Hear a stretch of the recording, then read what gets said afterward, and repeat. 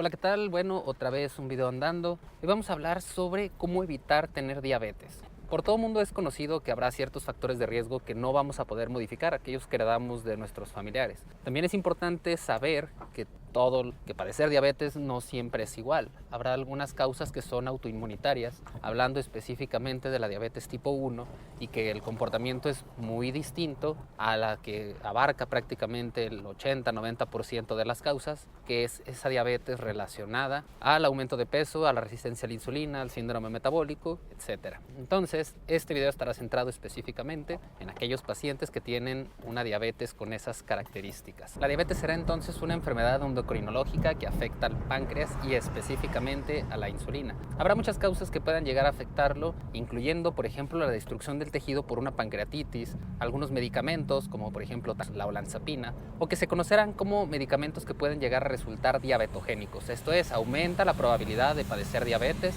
no significa que por sí sola la cause, y es más frecuente que suceda en aquellos que tienen una menor reserva de células funcionales, que en este caso son la célula beta pancreática, la encargada de producir insulina. Este tipo de enfermedad abarca a una gran parte de la población, que más o menos en México equivale a un 20% de la población ya diagnosticada y hasta un 18 a 35%, dependiendo de dónde se busque la información, que abarcará a aquellos pacientes que tienen una predisposición o un estado de prediabetes. Términos que a final de cuentas nos ayudan para poco y nada. Lo más importante no es la clasificación, sino el entendimiento de por qué sucede esta enfermedad, y sobre todo en aquella que se puede llegar a prevenir. Inclusive habrá algunos pacientes que ya diagnosticados tendrán la posibilidad de tener una reversión de esta enfermedad, y esa es la parte más importante de este video. Hace tiempo tener diabetes era blanco o negro, o eras diabético o no lo eras. En la actualidad se sabe que existen formas de retrasar la aparición de la enfermedad, revertir la enfermedad o dar un tratamiento que pueda llevar a buena calidad de vida. Y esto sucederá en la mayoría de los casos cuando ya se tiene avanzada la enfermedad y no hay mucha forma de poder revertir. Sobre todo, a la actualidad se sabe que en los primeros 6 años. Esta reversibilidad de la diabetes tiene que ver con resolver el problema real que llevó a los pacientes con resistencia a la insulina a generar esta enfermedad. Y es que vamos entrando un poquito en detalles de qué tiene que ver la fisiopatología. Los efectos más conocidos de la insulina tendrán que ver con el metabolismo de los carbohidratos, y que todo el mundo es el que conoce.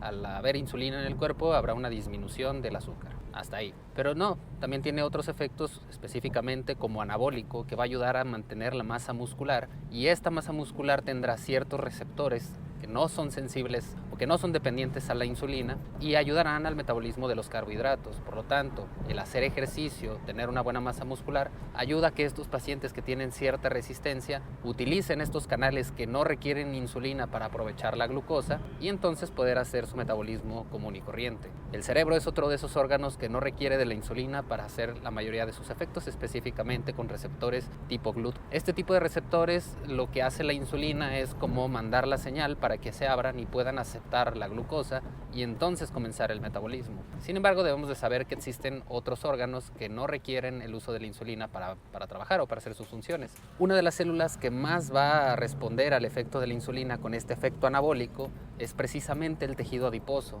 El tejido adiposo, que como he mencionado en otros videos, es altamente activo en la parte endocrinológica y que conforme más grasita vamos teniendo, más tejido adiposo, genera una sustancia llamada resistina. La resistina es la principal encargada de evitar el efecto real de la glucosa, específicamente con la disminución de los carbohidratos. Y es entonces que nuestro cuerpo comienza a hacer ciertos ajustes. Para empezar, él entiende que no está aprovechando los carbohidratos, ya que la insulina no está haciendo su efecto, ya sea por la presencia de resistina o porque existe una insulina de baja calidad o una baja producción. Cualquiera de los tres mecanismos nos va a llevar a generar diabetes. Entonces el cuerpo lo que interpreta es: en suero tengo mucha glucosa, pero no estoy haciendo las funciones metabólicas que me corresponden.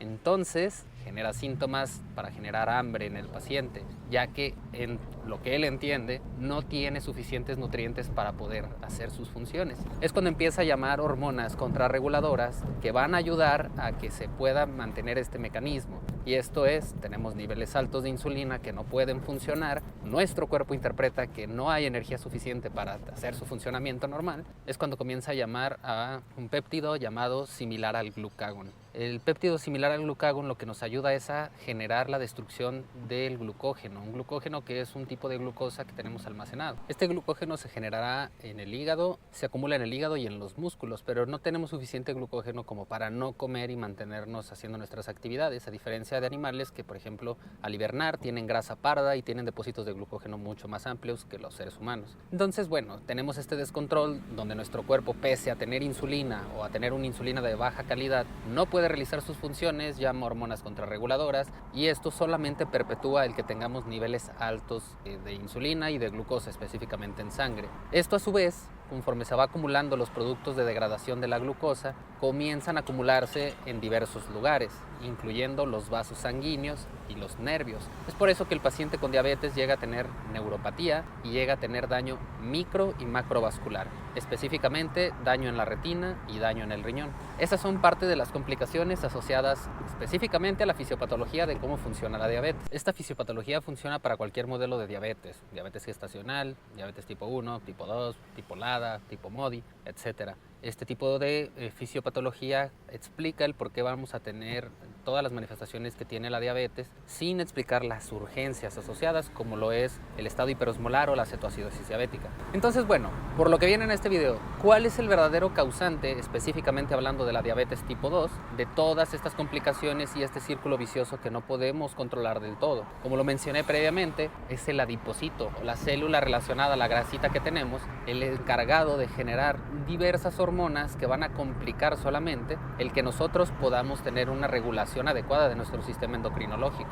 Y es ahí donde empieza una cascada de acontecimientos. El síndrome metabólico en su momento englobaba a pacientes que tenían un aumento de la circunferencia abdominal, que determina la cantidad de grasita que tenemos en zonas donde no deberíamos de tenerla, pero que es donde la mayor parte de las personas la acumulamos. Entonces, este tejido adiposo se ve estimulado, generando resistencia, impidiendo el efecto de la insulina, aumentando los niveles de glucosa, y al no poderlos gastar de inmediato, es entonces que nuestro cuerpo reacciona y a toda esa energía que no pudimos consumir la va a transformar en algo. Ese algo es más tejido adiposo. Pero entonces, ¿cuánto de energía debo de comer para evitar que esto suceda? Pongamos un ejemplo sencillo y que básicamente una persona que en un día gasta 2000 kilocalorías y que por alguna razón consumió 3000 kilocalorías ese día, va a tener un exceso de 1000 kilocalorías. Ese exceso, esas 1000 kilocalorías, tendrán un proceso de transformación de glucosa, glucógeno, o pueden llegar a ser ácidos grasos,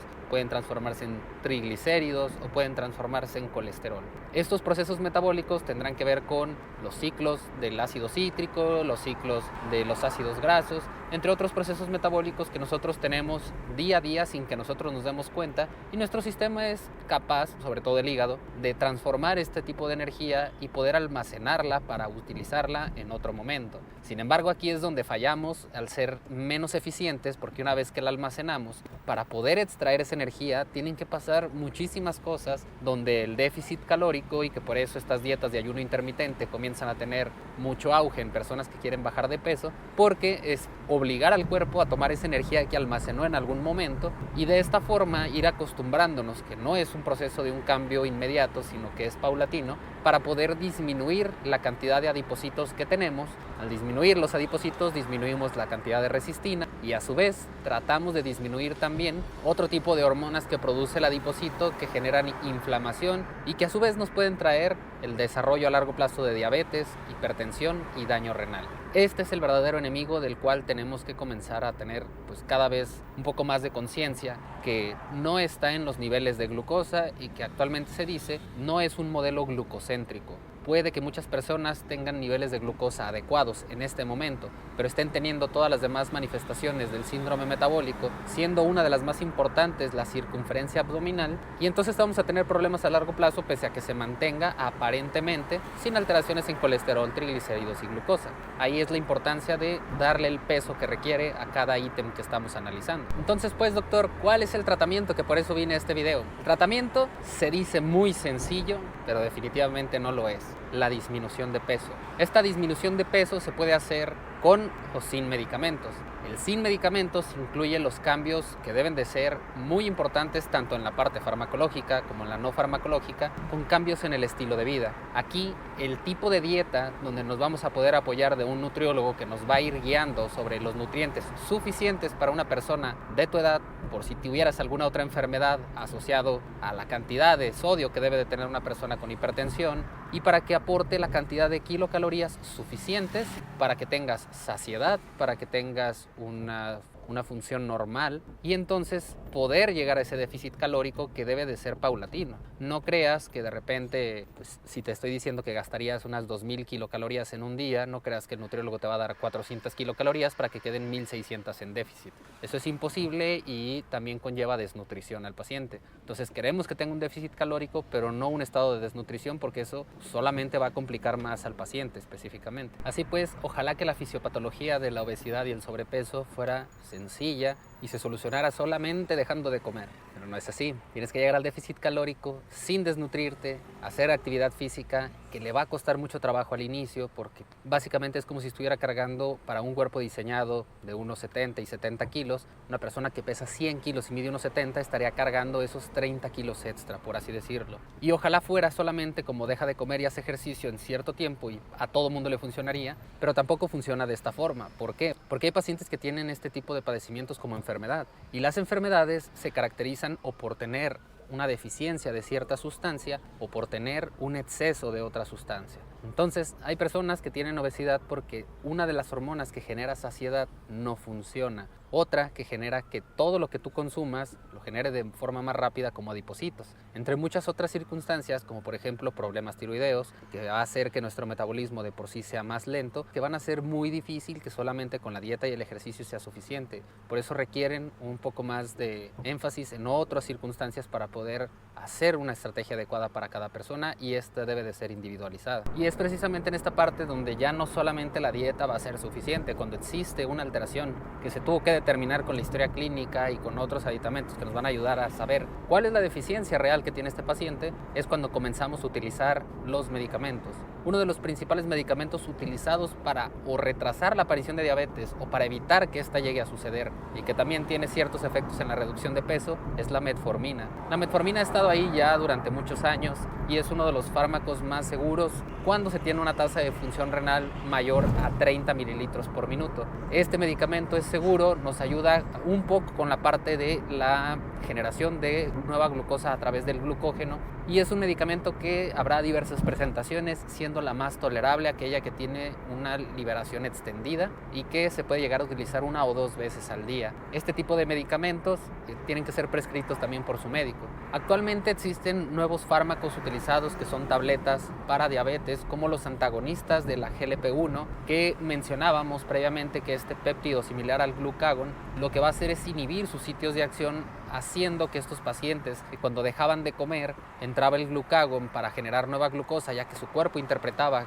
que le hacía falta esa glucosa, pues ya con esto no necesita una nueva degradación de glucógeno, sino que este medicamento bloquea esta segunda respuesta, evitando la hiperglucemia después de que el paciente pues ya no comió. Y bueno, aquí es donde se agrega liraglutida, dapagliflozina, tirzepatide y todos estos medicamentos que nos van a ayudar a dar un empujoncito extra a la dieta y al ejercicio, que son lo más importante, los cambios en el estilo de vida, para poder llegar al efecto deseado, que es el déficit calórico, disminuir la cantidad de tejido adiposo y entonces poder pensar que vamos a resolver el problema principal de la resistencia a la insulina, y no venderles la idea de que te hace falta magnesio, que tenemos que usar otro tipo de cosas. Son tonterías. Acá lo más importante es quién requiere usar insulina. Requiere usar insulina aquel paciente que ya ha hecho todos estos efectos, que ya intentó de alguna forma llegar al nivel máximo de estos medicamentos, no es suficiente, y ahí es donde tendríamos que entender que es muy probable que esa persona que producía cierta cantidad, una leve cantidad de insulina o una insulina de baja calidad, es muy probable que actualmente ya no lo haga. Y ahí es el momento en el cual comenzamos a utilizar insulina. Habrá varios criterios donde podemos decir nosotros con seguridad, este paciente lo que más requiere es insulina en este momento que otra pastilla. Pero bueno, tendremos que ver. Hablando de los pacientes con diabetes tipo 1, todos son candidatos a utilizar la insulina porque es la hormona que está deficiente. Así que bueno, el enemigo número en estas 3 enfermedades Es el tejido adiposo, es el aumento de peso descontrolado, son los malos hábitos. No significa que todos los pacientes con diabetes, con hipertensión o con daño renal vayan a tener alguna asociación con esto, pero definitivamente es uno de los principales culpables de todo esto que está sucediendo y que no resuelvas tu problema de base. Si tú sigues aumentando de peso, si sigues sin cambiar tus hábitos alimenticios, si sigues sin hacer caso a las indicaciones médicas, solo seguirán apareciendo las complicaciones asociadas a diabetes a corto o a largo plazo. Tú tienes la decisión en tus manos y esta es la explicación de por qué debería de funcionar. Si tienes dudas o preguntas, déjalo en la caja de comentarios y con gusto las responderemos.